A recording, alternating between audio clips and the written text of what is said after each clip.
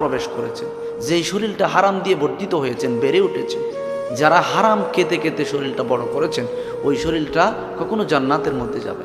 এই জন্য দোয়া করার সময় দোয়া করার আগে আপনাকে হালাল রিজিক অন্বেষণ করতে হবে।